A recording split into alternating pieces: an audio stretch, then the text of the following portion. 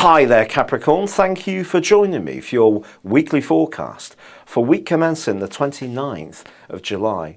If there is a family or close relationship which is continuing to be difficult, perhaps because of your greater need to have personal freedom, or perhaps someone around you is failing to keep you in the loop about their moves, the clash at the start of this week between Mars and Uranus can be really quite challenging, because it could see you really letting rip with your point of view, and the emotion may come up in a very sudden way that you're not even planning, particularly if you're a very controlled person and tend to be very careful to keep your thoughts to yourself.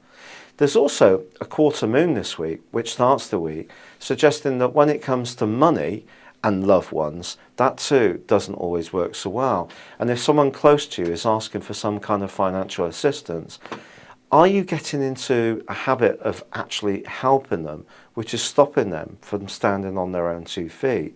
In other words, be conscious of whether it's a child, a lover, or a friend, that every time you play the bank of you, it stops them playing the bank of them for themselves.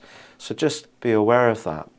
However, there are some really super aspects this week, and one of them is Jupiter opposite Pluto. Now this can be an influence that does have a downside, but I think some new alliances can be forged for you, some new relationships, business or personal, but you just need to be aware of who holds the power in these relationships. It might sound a bit heavy, but it's just a fact. If you're getting involved in something where it almost feels like someone's doing you a favour, if it was me, I'd walk away.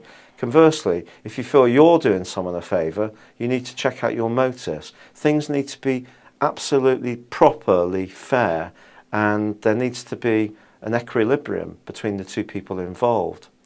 However, later this week, the Sun goes on to forge an absolutely stunning link with Uranus. So even if Uranus has been making you very, very restless for a couple of years, this influence suggests that when it comes to where you live or how you live there, you can have a brilliant brainwave that could make things a lot better, and a surprise can come up which thrills you.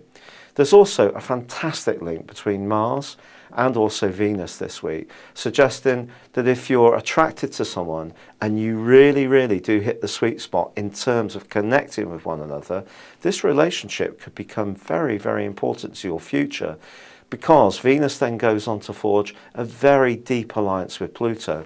So if there are people that you feel very close to and very appreciative of, the feelings that generates within you can seem all the richer, all the clearer to you, but equally the opposite can be true.